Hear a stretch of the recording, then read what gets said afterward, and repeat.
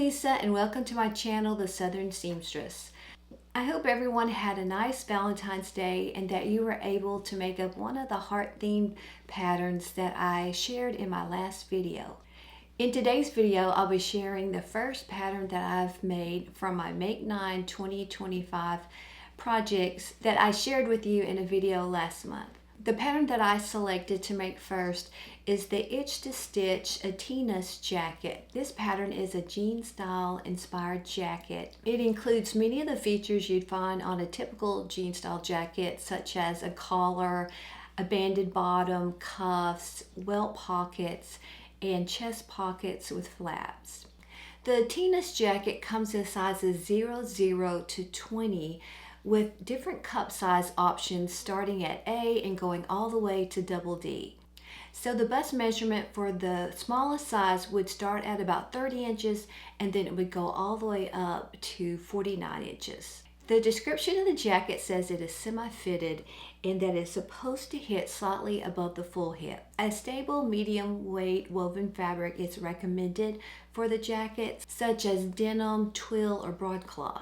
Now I chose to make mine in like a medium weight corduroy fabric. I purchased this floral corduroy off of an Etsy seller last year, I believe, or maybe the year before. I thought it was a really pretty print. I just checked on Etsy and it's still available. It comes in 3 different colorways. This is the pink one, but it also has one that has more orange and then one that has more brown.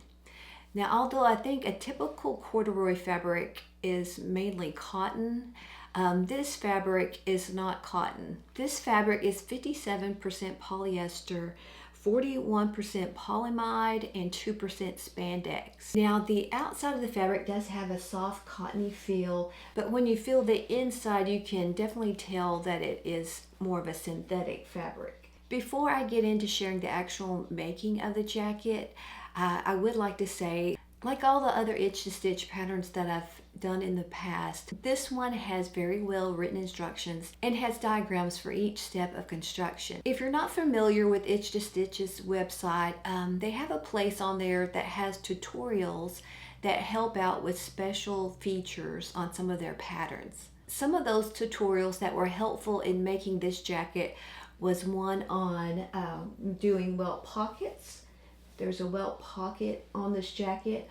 They also have one on doing flat felled seams and another one doing faux flat felled seams. So on the home page of her website, you'll see at the top menu where it'll say blog, and you'll click on blog, and underneath that you'll have tutorials as one of the choices. And you just click on that and then it will show you different special tutorials. And you'll just scroll down until you find the ones that you need. What I really liked about the special tutorials was that the photos that she shows for each step are actual photos of the fabric, and she's using this jeans jacket as an example. So you're not just seeing an illustrated picture like you do when you download the pattern. You're seeing the actual fabric and seeing how those seams look. So I must say, if you get this PDF pattern and print it out yourself, it does have a tremendous number of pages. So before you print out the pages for the pattern pieces, you'll want to go to the file that you download and find page 6, I believe, because she tells you exactly what pages to print if you're going to do a cup size, say B or C or A or D, because you don't need to print all the pages. You'll just print the range that she gives you for the cup size that you're using. So I think I actually started working on this project at the end of January. And I think my printed pages stayed on my countertop in the kitchen for at least 2 or 3 days because there were so many pages, and I would tape some of them together one day and then I would go back the next day and tape some more. And then I think it took me a couple of days because I had a lot going on to actually cut the pattern out. There are a lot of pattern pieces. So before I started sewing, I had to decide whether I wanted to do true flat felled seams or just faux flat felled seams. So when I was looking at her tutorials, she was showing you exactly, the differences and what those would look like on the underside, because they look the same on the outer side. So I decided that I would just go with the faux flat felt seams. They're a little bit easier to do, but they still look quite nice. Now the jacket I'm wearing today is a ready-made jacket, and I was looking at it and how it was constructed before I started sewing the Atenas jacket. So I looked at the inside of this jacket, and it actually has faux flat felt seams.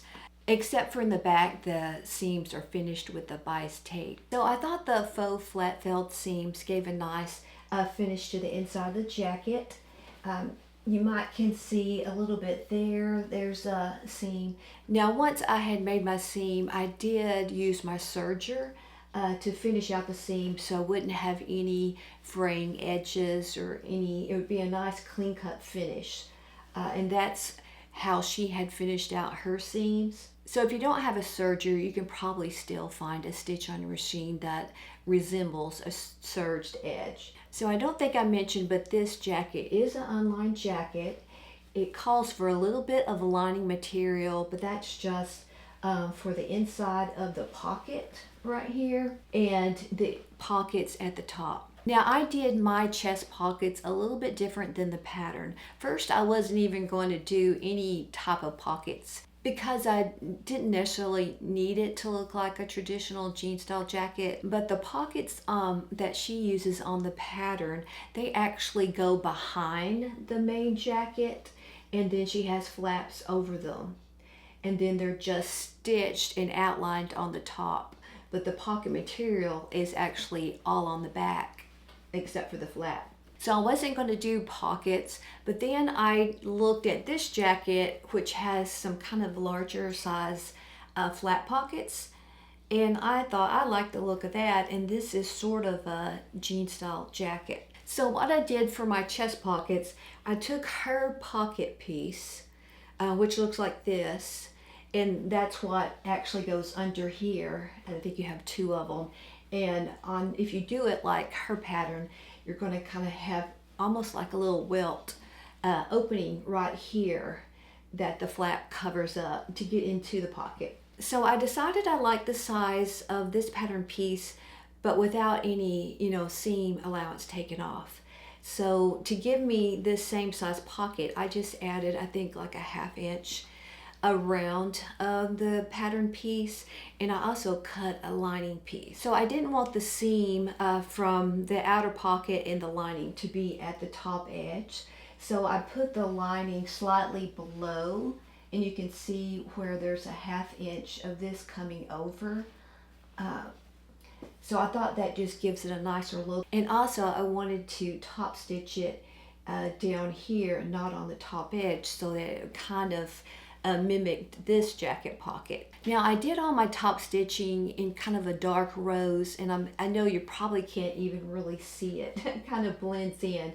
And I actually used some embroidery thread, so I thought that might show up a little bit better. So that's how I got the shape of my pockets. Now a little bit later, I realized that the size of my pockets were creating a small problem. So when I attached the pockets, I did the top edge even with this yoke seam. And then, I don't know if you can see it very well on camera, but this jacket has a separate section, a separate pattern piece that is right here. So this is one piece, then there's this piece, and then there's this piece to the side. And then this is double stitched, and I've double stitched this. See right here. So for the point of the pocket, I put it directly in the middle of this section right here. So this edge right here kind of goes out a little bit more to the center than this top. So when I was putting on the pockets, I wasn't thinking about the front section and where it was top stitched. Now this jacket doesn't have a separate facing for the placket. It actually just folds over, and then this edge is folded down like a 1/2 inch. And then you top stitch the outside of this all the way down, and that catches this folded edge and secures it. Well, when you put your buttons or your snaps, the center line is supposed to be, I think, 3/4 of an inch over from the edge. But when I did that, this edge right here came all the way to this pocket. And I thought that looked a little bit strange. So what I did was I backed off the center line. I made it a 1/2 inch from the edge instead of 3/4 of an inch from the edge. So it still has plenty of lap on it for the snaps. So when I did that, it gave a little bit of space between the edge of this pocket and the edge of the placket. So saying all that, if you're going to do patch pockets, you might consider doing them a little bit smaller. Probably doing just the regular pocket pattern and then taking the seam allowance off of it instead of adding the seam allowance would work fine. So when I was top stitching the placket, this line of top stitch actually hit the line up here of the top stitching on the pocket. So what I did was I just kind of went over the edge of the pocket again, just right on top. But when I got down to the bottom, this went in slightly, so I couldn't just keep going down or it would make it look crooked. So the top stitching down here actually matches up with the inner top stitch line. So I think it looks fine from the outside because everything is sort of still straight. But if you look at it from the inside, you'll see that there's a little gap when you're going down with this top stitching. But like I said, you can't tell. Luckily I did a very busy pattern, so it kind of hides that. And also too, the color of the top stitching is not real contrasty. Now if I had done a jacket like the one on the picture on the model where it was a dark solid color and it did a really contrasting top stitch, it would have looked a little strange. Now if you just do the pockets like they're intended to be done, of course you're not going to have any of those problems. Now I wouldn't recommend this pattern for someone who was a complete beginning sewist.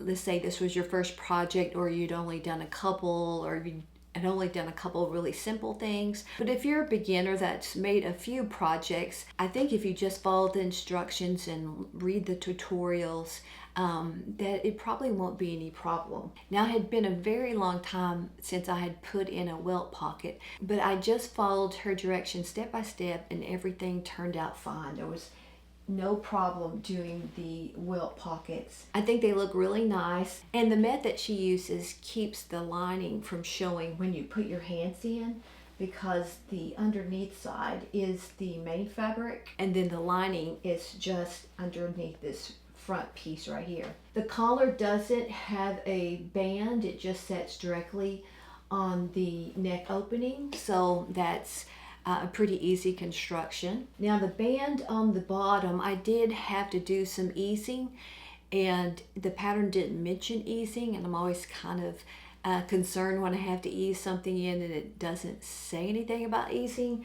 But I was looking on some of her pictures, not on this blue one particularly, but on the website it shows the jacket made up in maybe like a linen type fabric, and it did look like maybe it had some easing around here in that photo. But it wasn't a lot of easing, and what I did was actually basted this folded edge all the way around. I basted it down before I top stitched it. This jacket has cupped sleeves, and the sleeves have this little vent on the edge here. She has you stitch down the two sleeve pieces to this certain point, and then you're going to turn in the edges on these, the vent part, and then the front one is going to go over the back a little bit. Now when I got to this part of the pattern, I did have a little bit of problem with the vent, and that was because when I put my two pieces together, one of them had an extension to fold back, but for some reason my other side did not have an extension like it was supposed to have. So I looked back at my pattern because I thought maybe I'd cut the line wrong. On her pattern, you know, she has different dotted lines for different sizes, and it's a layered PDF pattern. I don't think I mentioned before, but I made the size 4, so I only printed out the size 4. So the sleeve has two pattern pieces. It has a main sleeve, so I went back to it, And the extension should have been right here. It should have looked a lot like this one. This is the what they call the undersleeve. And if you look close, right here, this part comes out, and that's going to be folded back later. So the other side is supposed to have that too.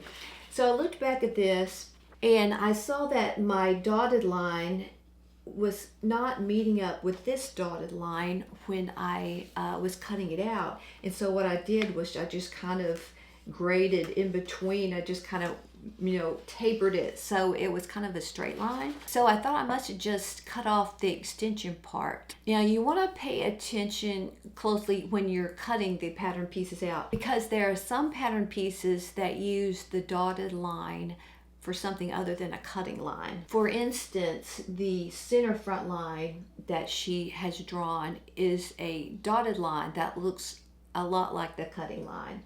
And I think there was a couple other places that it had a dotted line that wasn't a cutting line. So before I started filming the video, I went back to my PDF pattern online and looked at the pages that made up the bottom of this sleeve, outer sleeve, to see if I had just cut off the extension. But once I printed out the pages, I saw why I had cut the pattern that way, because the pattern is missing, at least on a size 4, a little bit of the dotted line.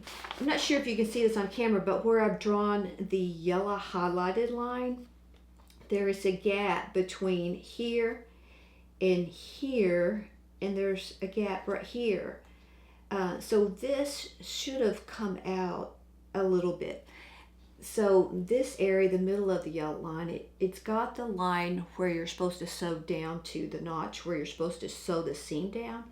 This should have come out a little bit, but some of the line is missing. And I didn't go back to see if it's only for a size 4 or if it's for all the sizes.